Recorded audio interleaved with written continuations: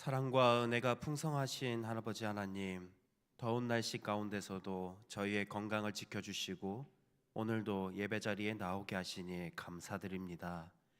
하루의 일과를 마치고 피곤한 몸과 마음이지만 하나님을 만나고 말씀을 듣기 위해 이 자리에 모인 성도님들을 기억해 주시옵소서. 말씀을 통해 위로와 새 힘을 얻게 하여 주시옵소서. 이 시간 성령 하나님께서 우리와 함께 하시고 하나님의 진리가, 하나님의 말씀이 우리 마음에 잘 새겨지게 하시며 기도하는 가운데 하나님의 뜻을 더 잘 분별할 수 있도록 도와주시옵소서. 오늘 우리가 드리는 이 예배를 기쁘게 받아주시고 예배 후에도 말씀을 따라 살아가는 믿음을 더하여 주시길 소망하며 이 모든 말씀 우리 주 예수 그리스도의 이름으로 기도합니다. 아멘. 하나님의 말씀 출애굽기 34장 5절에서부터 10절 말씀입니다. 하나님의 말씀 출애굽기 34장 5절에서부터 10절 말씀입니다. 구약 성경 134면에 있습니다. 출애굽기 34장 5절에서부터 10절 말씀입니다. 우리 한 절씩 교독하겠습니다. 여호와께서 구름 가운데에 강림하사 그와 함께 거기 서서 여호와의 이름을 선포하실세 그의 앞으로 지나시며 선포하시되 여호와라 여호와라 자비롭고 은혜롭고 노하기를 더디하고 인자와 진실이 많은 하나님이라.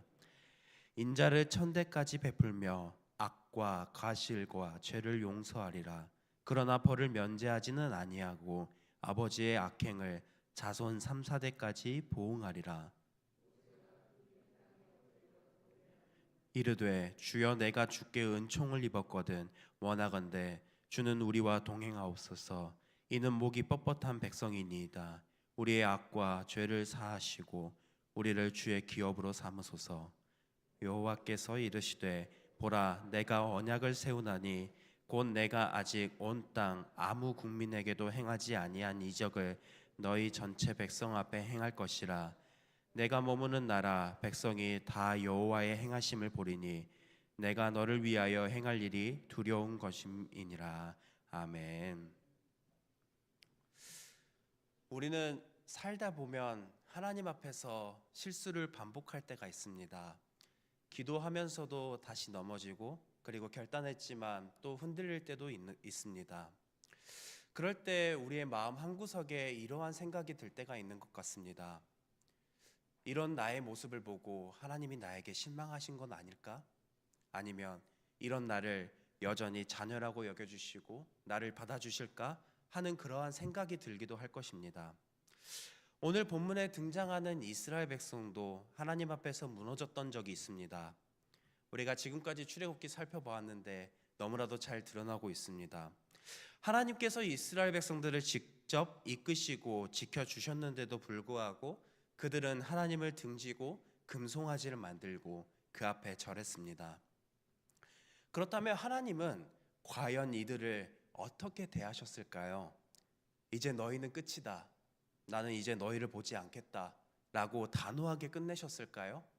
아니면 이스라엘 백성들을 다시 받아주시고 하나님의 백성으로 거룩한 정체성을 부여하시면서 그들을 회복시켜 주셨을까요? 오늘 본문은 그 반복된 실패에도 하나님이 어떤 마음으로 이스라엘 백성들을 대하셨는지를 보여줍니다. 오늘 말씀을 통해 변함없는 긍휼로 회복시키시는 하나님의 손길을, 하나님의 마음을 함께 살펴보도록 하겠습니다. 우리가 읽은 출애굽기 34장은 이스라엘 백성들이 금송아지 사건으로 하나님 앞에서 큰 죄를 지은 이후의 장면입니다. 하나님은 분명히 이스라엘 백성들이 하나님의 언약, 즉 말씀을 깨뜨리고 그리고 금송아지를 만들어 그 앞에서 춤추며 예배한 그들의 죄를 분명하게 보셨습니다. 그런데도 오늘 본문을 보면 하나님은 그 백성들을 향해 다시 찾아오셨습니다. 산 위로 구름 가운데 내려오셔서 모세 앞에 서시고 그들에게 이렇게 말씀하십니다. 본문 6절과 7절 앞부분입니다. 여호와라 여호와라 자비롭고 은혜롭고 노하기를 더디하고 인자와 진실이 많은 하나님이라. 인자를 천대까지 베풀며 악과 과실과 죄를 용서하리라. 아멘. 하나님은 그들의 연약함, 그리고 그들의 고집, 그들의 넘어짐을 모두 보셨습니다. 하지만 하나님은 그 죄보다 더 큰 하나님의 긍휼로 이스라엘 백성들을 대하셨습니다. 여기서 자비롭고 은혜롭고 노하기를 더디하시는 하나님이라는 표현은 단순히 하나님의 성품이 온유하시다라는 의미에만 있는 것이 아닙니다. 이 말씀은 하나님이 우리가 죄 가운데 넘어진다 할지라도 그때조차도 우리를 끝까지 기다리시고 품으시는 분이라는 하나님의 참된 성품을 드러내는 구절인 것입니다. 6절 7절 앞부분을 보면은 이렇게 말합니다. 여호와라 자비롭고 은혜롭고 노하기를 더디하고 인자와 진실이 많은 하나님이라. 7절에서 이렇게 말합니다. 인자를 천대까지 베풀며 악과 과실과 죄를 용서하리라. 여기에서 말하는 인자, 헤세드, 하나님께서 우리를 향한 은혜와 변함없는 그 사랑을 천대까지 베풀며 우리의 죄를 용서해 주신다라고 말씀하십니다. 우리가 천대하면은 그렇게 깊이 와닿지 않을 때가 있는 것 같습니다.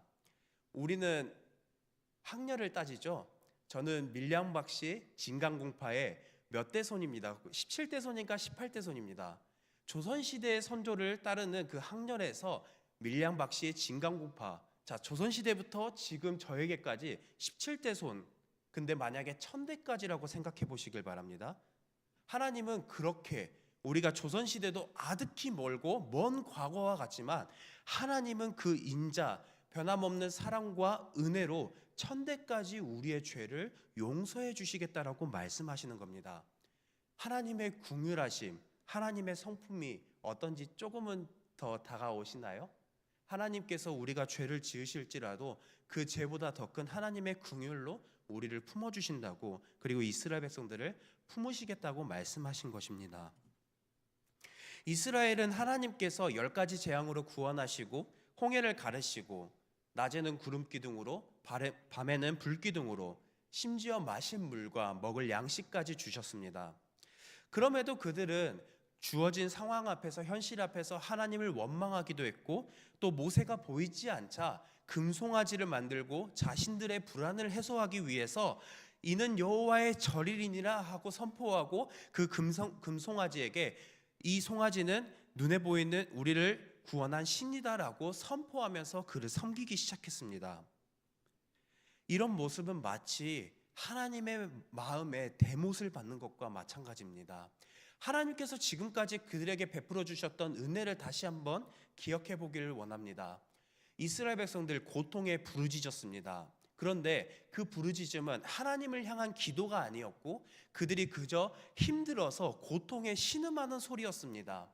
하나님은 그 부르짖는 소리를 들으시고 그들의 그들의 신음소리에 응답하시면서 아브라함에게 맺었던 그 언약을 기억하시고 이스라엘 백성들을 구원하시겠다고 약속을 이루셨습니다. 그리고 10가지 재앙을 내리셨습니다.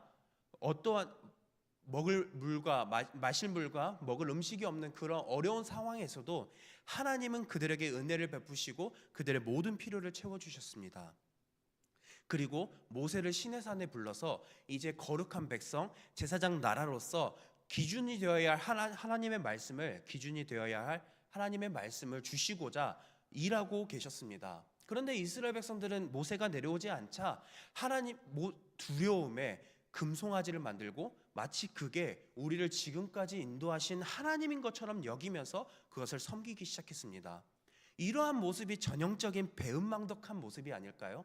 하나님께서 그렇게 은혜를 베풀어 주셨음에도 불구하고 자신들의 현실, 자신들의 두려움, 근심, 걱정 속에서 오히려 하나님을 떠나고 자신들의 두려움을 해소할 만한 눈에 보이는 신을 만들었습니다. 그런데 하나님은 그 죄를 기억하시면서도 그분의 변함없는 긍휼로 다시 그들에게 다가가셨습니다. 이러한 백성들의 모습 우리 안에도 있지 않나요? 우리도 하나님의 은혜를 경험한 사람들입니다. 하나님께서 내 기도에 응답하셨던 순간이 있을 것입니다. 눈물로 회개하며 우리가 그 말씀에 은혜 받아서 말씀을 기준으로 새롭게 결단했던 순간도 있을 것입니다. 그런데도 어느새 우리는 눈에 보이는 다른 것들을 더 의지할 때가 있습니다. 금송아지와 같은 것들, 물질, 세상의 성공, 사람의 인정, 하나님보다 그런 것들이 더 우리의 마음을 사로잡을 때가 있지 않습니까?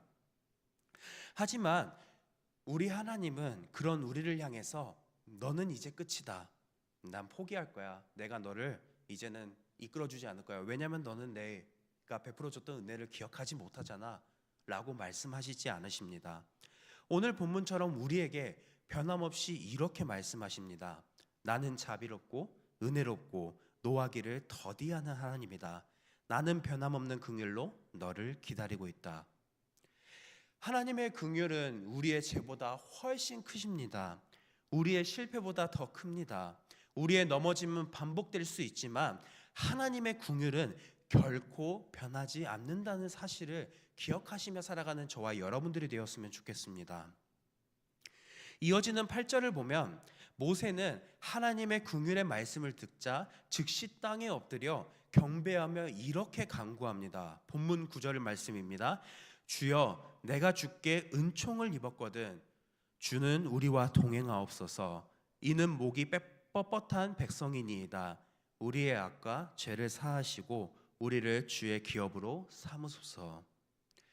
모세는 이스라엘 백성들의 죄를 숨기지 않았습니다. 하나님, 우리는 목이 뻣뻣한 백성입니다. 하나님께서 베풀어 주셨던 은혜를 기억하지 못하고 우리는 내 기준, 우리의 원함, 우리의 그런 불안감을 해소할 것만에만 집중하였지 하나님의 은혜를 기억하지 못한 목이 뻣뻣한 백성입니다. 우리는 이렇게 언제 또 넘어질지 모릅니다.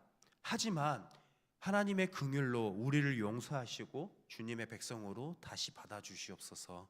이렇게 기도했습니다. 하나님은 그 모세의 기도에 응답하시며 언약을 다시 세우십니다. 본문 10절입니다. 내가 언약을 세우나니 곧 내가 내 앞에서 기이한 일을 행하리니 내가 있는 모든 백성 중에 이런 일이 창세로부터 지금까지 이루어진 일이 없나니 내가 거하는 백성이 여호와의 일을 보리라. 하나님은 단순히 너희의 죄를 용서하시겠다는 말씀에서 그치지 않으셨습니다. 내가 너희와 다시 언약을 맺겠다 이렇게 약속하십니다. 이 말씀은 단순히 과거의 언약을 되풀이하는 것이 아닙니다. 넘어지고 실패한 백성을 다시 회복시키고 하나님의 백성답게 살아가겠다는 하나님이 이스라엘을 향한 하나님의 선언입니다. 오늘 우리의 삶에도 동일합니다. 우리는 실패의 자리에 주저앉아 이제 나는 안 돼, 하나님께서 나를 쓰시지 않으실 거야 라고 생각할 때조차도 있을 것입니다. 죄책감, 수치심, 절망, 실망에 눌려서 다시 일어설 용기를 잃어버릴 때도 있을 것입니다. 그러나 하나님은 그런 우리를 향해서 내 긍휼은 변하지 않았다. 나는 너를 회복시키겠다. 나는 너를 다시 세우시겠다. 이렇게 말씀하실 것입니다. 그러나 우리가 오해해서는 안 됩니다. 하나님은 죄를 다 눈감아 주시는 분은 아니십니다. 본문 7절을 보면 죄를 용서하지만 형벌을 면제하지는 아니한다라고 말씀하십니다. 우리가 지은 죄에는 반드시 대가가 따릅니다. 하지만 여기서 은혜가 등장합니다. 그 대가를 하나님이 그분의 긍휼로 감당해 주신다라는 것입니다. 나중에 이 언약의 성취는 예수 그리스도 안에서 완전하게 이루어집니다. 예수님은 하나님의 긍휼이 어떤 것인지를 가장 확실하고 따뜻하게 보여주시는 분이십니다. 우리가 죄를 지으며 하나님과 멀어지고 넘어지고 주저앉았을 때 예수님은 우리를 외면하지 않으시고 오히려 그 죄의 연약함을 대신 짊어지시고 십자가로 나아가셨습니다. 하나님은 죄를 가볍게 여기지 않으시지만 그 죄를 지적하면서 우리를 밀어내시기보다는 그 죄를 감당하시기 위해서 자신의 아들을 우리에게 내어주셨습니다. 이것이 바로 십자가의 사랑이자 하나님의 긍휼하심입니다. 십자가는 우리가 완벽해서가 아니라 불완전한 우리를 끝까지 사랑하시기 위한 하나님의 선택이었습니다. 우리는 자주 흔들리고 때로는 같은 실수를 반복할 때가 있습니다. 하지만 그런 우리를 향해 하나님은 이렇게 말씀하십니다. 나는 여전히 너를 사랑한다. 내 사랑은 한 번도 멈춘 적이 없다. 내 아들을 통해 나는 너를 반드시 다시 일으킬 것이다. 예수님의 십자가는 우리의 자격이 아니라 하나님의 마음 때문에 하나님의 긍휼로 인한 열려있는 길입니다. 그래서 우리는 오늘도 다시 일어설 수 있는 것입니다. 완벽해서가 아니라 긍휼이 여전히 우리를 향해 열려있기 때문입니다. 우리는 이스라엘 백성들처럼 다시 넘어질 때가 많지 않습니까? 하지만 예수님의 은혜는 우리가 다시 돌아올 이유가 됩니다. 하나님은 우리를 정죄하는 것이 아니라 다시 품으시는 하나님의 긍휼이 지금도 우리를 기다리고 있습니다. 따라서 우리는 넘어질 때 절망하고 넘어지기보다 낙심하며 하나님께 다시 돌아갈 용기를 잃기보단 다시 하나님의 긍휼을 붙잡아야 합니다. 하나님은 우리의 실패에 머무르게 하지 않고 긍휼로 다시 채워주시는 분이십니다. 오늘 이 시간 우리가 이 말씀을 기억하면서 하나님의 손을 의지하며 일어서길 결단하는 저와 여러분들이 되길 소망합니다. 우리의 삶은 당시 이스라엘 백성들의 모습과 크게 다르지 않습니다. 오늘의 말씀, 오늘 우리에게 하시는 하나님의 말씀이기도 합니다. 하나님은 우리를 책망하려 하시는 것이 아니라 다시 일어설 용기를 주시기 위해서 과거에 이스라엘 백성들에게 베풀어 주셨던 은혜를 오늘 말씀에 기록하면서 우리에게도 동일한 은혜를 베풀어 주시겠다고 말씀하십니다. 하나님의 긍휼은 이론이 아닙니다. 그 긍휼은 우리의 일상, 우리의 가정, 우리의 관계, 우리의 감정 속에 실제로 스며드는 은혜입니다. 때때로 삶의 여러 어려움이나 관계의 갈등, 말 못할 마음의 짐과 감정들 속에 우리는 그저 주저앉은 채로 있을 때가 있습니다. 이런 우리에게 하나님은 오늘 이렇게 말씀하십니다. 하나님은 그런 무리를 외면하지 않으시고 긍휼로 우리를 다시 찾아오셔서 손을 다시 내미신다고 말씀하십니다. 하나님의 회복은 단순히 감정적인 위로가 아니라 실제로 우리의 삶이 달라지고 내면이 변화되고 관계가 회복이 되는 살아있는 은혜입니다. 그러니 오늘 우리는 이 하나님의 긍휼을 의지할 뿐만 아니라 받아들여야만 합니다. 긍휼은 우리를 붙잡아주는 사랑이지만 그 사랑을 신뢰하고 다시 일어서는 건 우리의 선택입니다. 하나님의 긍휼은 이미 우리에게 임해 있습니다. 이제 우리가 그 긍휼에 반응하여 기도의 자리로 다시 나아가고 말씀 앞에 다시 서고 그리고 사랑을 실천하는 삶으로 다시 걸어가야 할 때입니다. 혹시 지금 마음에 지쳐있는 분이 계시다면 하나님의 긍휼로 다시 일어서는 힘이 되시길 바랍니다. 힘을 얻으시길 바랍니다. 삶의 어떤 자리에서든 하나님 다시 시작하겠습니다. 주님의 은혜를 믿고 다시 걸어가겠습니다라고 고백하며 하나님을 의지하고 하나님을 찾는 저와 여러분들이 되길 간절히 소망합니다. 오늘 들은 말씀을 기억하며 우리 두 가지 기도 제목을 놓고 함께 기도하겠습니다. 하나님의 변함없는 긍휼을 기억하며 실패 속에서도 다시 하나님께 나아가는 성도 되게 하소서. 하나님의 회복의 약속을 믿고 다시 일어나 주님의 뜻대로 살아가는 성도 되게 하소서. 이스라엘 백성들 하나님의 끝없는 은혜를 경험했고 두 눈으로 직접 봤습니다. 그러나 그들의 모습은 어떻습니까? 하나님의 은혜를 변함없이 기억하고 하나님의 말씀대로 살아가질 못했습니다. 눈앞에 보이는 현실에서 끝없는 불평불만과 그리고 하나님께서 이스라엘 백성들을 위한 일을 준비하고 계셨음에도 지도자가 더디 내려오자 불안감에 우상을 만들었습니다. 그리고 그것을 우리를 인도해낸 여호와라고 칭하며 그것을 섬겼습니다. 이 이스라엘 백성들의 모습이 우리의 모습일 때가 있습니다. 오늘 이 모습을 기억하면서 그럼에도 변함없이 우리를 긍휼로 품으시고 우리를 끝까지 사랑으로 품으시는 그 하나님의 변함없는 긍휼을 기억하면서 우리가 실패하고 다시 반복해서 죄를 짓더라도 다시 하나님께 나아가는 성도 되게 해달라고, 그리고 하나님의 회복의 약속을 믿고 다시 일어나 하나님의 뜻대로 살아가는 성도 되게 해달라고, 우리 이 시간 이 두 가지 기도 제목을 붙들고 함께 기도하며 나아가겠습니다.